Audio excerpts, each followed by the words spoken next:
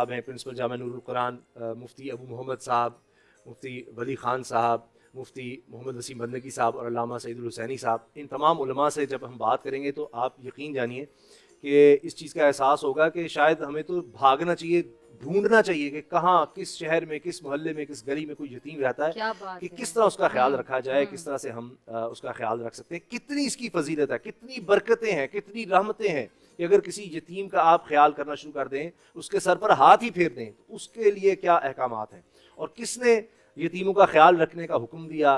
और ख़ुद नबी करीम सल्लल्लाहु अलैहि वसल्लम ने फरमाया कि यतीम बच्चे से कि तुम्हारा बाप नहीं है तो मैं तुम्हारा बाप हूँ। ये अंदाज है, तो उन्हीं को हम सबसे पहले याद कर लेते हैं।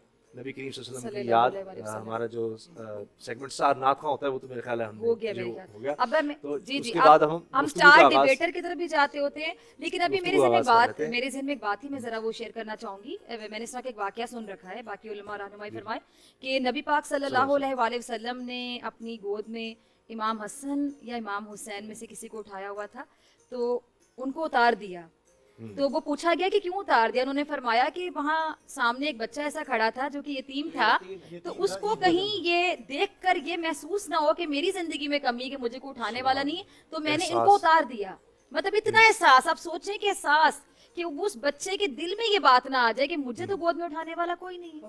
मतलब ये है हमारे नबी पाक सल्लल्लाहु अलैहि वसल्लम के इतना एहसास किया कि अपने नवासे को गोद से उतार दिया, उस बच्चे को महसूस ना हो। ऐसे ही वो बंदा जिसके बच्चे न हो, उनके सामने अपने बच्चों से खेलना, उनको गोद में उठाना, उनको उधर इधर जो है ना लोरियां देना, इसको भी मना किया गया। और नेमतों को मैं कहती हूँ कि जब आपके पास नेमतें हैं, किसी के पास उस तरह हो सकता है ना हो, तो उसको भी ना बयान करें। फॉर एग्जाम्पल बहुत से लोग हैं जी, गाड़ी ले ली, उसकी तस्वीरें लगा दी है, वो किसी के पास नहीं है, आप उसको मतलब उसको महसूस होगा, दिखाया जाता है, दिखावा ना करें। बड़े बड़े हैवी जेल दिखाए हुए, यतीम की बच्ची देख रही होती है, ये भी ख्याल नहीं होता कि यतीम बच्चे गरीब देख उनके दिल पर क्या गुजरी होगी। जेल शो किया जाता है करोड़ों रुपए का। बिल्कुल, तो एक दूसरे का एहसास, हमें मजहब एहसास बहुत सिखाते हैं, लेकिन वही बात ना सामा पे एहसास पे आके बात खत्म हो जाती है। अगर एहसास होगा तो कोई यतीम का माल क्यों खाएगा। अल्लामा साहब फरमाइए, यतीम के हवाले से क्या उसका ख्याल रखनी फजीलत है और उस पर वईद क्या है अगर उसका कोई माल खाए। बिस्मिल्लाहिर्रहमानिर्रहीम व बिही नस्तईन। अल्लाहुम्मा सल्लि अला मुहम्मद व आलि मुहम्मद। कुरान करीम की एक पूरी सूरत है और इरशाद यूँ होता है कि बिस्मिल्लाहिर्रहमानिर्रहीम अरअयतल्लज़ी युकज़्ज़िबु बिद्दीन, क्या तुमने उसको नहीं देखा जो दीन को जुठलाता है। दीन को जुठलाने की अलामतें क्या बयान की। यदुल यतीम, यतीम को धक्के देता है। वला यहुज़्ज़ु अला तामिल मिस्कीन, मिस्कीन और गरीब लोगों को इत्आम में, खाना खिलाने में कंजूसी करता है, नहीं खिलाता। यानी अल्लाह तबारक व तआला ने दीन की तकजीब, दीन को जुठलाने की जो अलामतें करार दी हैं उन लोगों में, उनमें से एक यतीम को दुत्कारना है। ये कोई मामूली मसला नहीं है, मामूली मसला नहीं है। जितनी ताकीद इस्लाम में यतीम की दस्तगीरी और यतीम की कफालत, यतीम का ख्याल रखने के हवाले से जितनी ताकीद आई है, शायद ही किसी और तबके के हवाले से ऐसी ताकीद हो। ये ख्याल रखना सिर्फ ये नहीं है कि आप उनको खाना खिलाएं, बल्कि उनकी सोच, उनकी फिक्र, उनकी तरबियत, उनके दिल का ख्याल रखना, उनकी दिलाजारी से बचना, हर वो चीज जिससे वो एहसासे कमतरी का शिकार हो दूसरों के मुकाबले में, हर ऐसी चीज से बचने का हुक्म है। चे जाए कि लोग यतीमों के अम्वाल पर कब्जे शुरू कर दें। बाप के मरते ही बाप का साया उठना खुद एक बहुत बड़ा गम और मुसीबत, उसके बाद माँ, बेवा, बच्चे यतीम, और लोग आए उनके घरों पर कब्जे कर लें, उनकी जायदादों पर कब्जे कर लें, उनको दर बदर कर दें, और दर बदर करने के बाद फिर हज पे चले जाएं। हाँ, यानी आमतौर पर जो माशरे में बीमारी है कि उनका माल है कि यार इसको भेजो, फिर वो ये समझते हैं कि भाई हमने इतना बड़ा माल मार दिया, उसमें से थोड़ा सा खुदा की राह में खर्च कर देंगे, सारा हलाल हो जाएगा। कहा जाता है किसी के ईमान पर या नियत पर हम शक नहीं कर सकते, लेकिन यहाँ पे तो सीधा सीधा शक किया जा सकता है ना कि उस माल से किया हुआ हज जो है कैसे कबूल होगा। ये शक नहीं है। देखें, ये तो तस्दीक होगा। हाँ, देखें, یہ جو یتیم کا مال ہے، یتیم کا مال کیا ہے؟ یہ نجاست ہے، یہ آگ ہے. صرف ہمارے اور مردوں میں فرق اتنا ہے کہ ہم اس دنیا کو دیکھ نہیں رہے. دیکھیے قرآن کریم پڑھیے جا بجا، قرآن کریم نے اس بات کی نشاندہی کی ہے یوم تجد کل نفس ما عملت محضرا. جب ایک دن آئے گا اپنے انہی اعمال کو اپنے سامنے دیکھے گا. تو یہ جو مال یتیم ہے یہ آگ ہے اور اس آگ سے بچنے کا حکم ہے.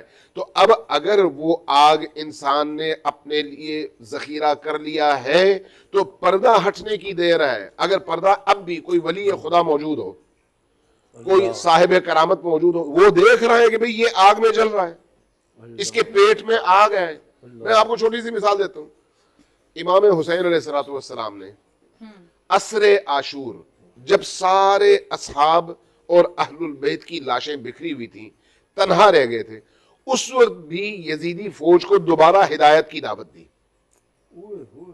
آپ ذرا تصور کیجئے، ہدایت کی دعوت دی، ان کو بلایا اور ان کی طرف سے مثبت جواب نہ آنے پر فرمایا کہ تمہیں معلوم ہے کہ تم کیوں میری بات نہیں سنتے اور میری بات تم پر اثر نہیں کرتی؟ اس لیے کہ تمہارے پیٹ میں حرام جمع ہے. جب انسان حرام کھاتا ہے تو اس کے نتیجے میں وہ اپنے اندر جو آگ جلاتا ہے وہ آگ اس کے ایمان کو، اس کے تقوی کو، اس کی خدا پرستی کو، تمام چیزوں کو جلا کر راکھ کر دیتی ہے. اب آپ کو ایک اور میں روایت سنا دیتا ہوں اسی حوالے سے. یعنی یہ بعض اوقات اس طرح کی روایتیں بیان نہیں کی جاتی، کرنی چاہیے تاکہ لوگوں کو پتہ چلے. شب عاشور امام حسین علیہ السلام کے خیمے میں صرف 72 نہیں تھے. مورخین نے لکھا ہے کہ 1000 کے قریب لوگ تھے، 1000 کے قریب. امام حسین علیہ السلام نے سب سے کہا کہ تمہیں اجازت ہے جاؤ، مجھے چونکہ یزیدیوں نے مجھ سے بیعت مانگی ہے اس لیے میں ان کے لیے کافی ہوں، تم لوگوں سے اس کو کوئی سروکار نہیں ہے. اچھا سب بیٹھ گئے، سب نے کہا نہیں، ہم آپ پر آپ کے ہاتھوں تلوار پر بیعت کر کے آئے ہیں، اپنی جانیں دیں گے لیکن آپ کو یا رسول اللہ اکیلے نہیں چھوڑیں گے. میں مفہوم بیان کروں. جب یہ بات ہو گئی اس کے بعد ایک ایسا جملہ جو تاریخی بھی ہے اور اخلاقی اور معنوی اور باطنی حوالے سے انسان کانپ اٹھتا ہے، ایسا جملہ امام حسین نے ارشاد فرمایا کہ یہ بتاؤ تم میں سے کسی کے کندھے پر کسی اور کا حق تو نہیں ہے؟ تو کہا مطلب کہا اگر تم میں سے کسی کے ذمے کسی انسان کا حق ہے تو اس کو کوئی حق حاصل نہیں ہے کہ وہ حسین کے ساتھ شہید ہو سکے. جس کے کندھے پر کوئی مال غیر، انسانوں کا مال، حق الناس موجود ہے، وہ اٹھے اور نکل جائے، اس کی جگہ ہمارے ہاں نہیں ہے. نتیجتاً 72 رہ گئے، باقی چلے گئے. ذرا تصور کیجئے، 72 رہ گئے، باقی چلے گئے. کیوں؟ ان کو یہ پتا چل گیا کہ بھئی مال غیر لے کر اللہ کی بارگاہ میں نہیں حاضر ہوا جا سکتا، اس کی تلافی ضروری ہے. تو یہ جو حق الناس ہے اور حق الناس میں خصوصاً یتیم کا مال ہے، وہ تو ایک ایسی آگ ہے جس کا ایک شعلہ صرف ہماری دنیا اور آخرت کو جلانے کے لیے کافی ہے. بڑی خوبصورت گفتگو ہو رہی ہے، لیکن اسٹار ڈیبیٹر کا چونکہ وقت ہو رہا ہے، دیکھتے ہیں آج کون سے بچے ہیں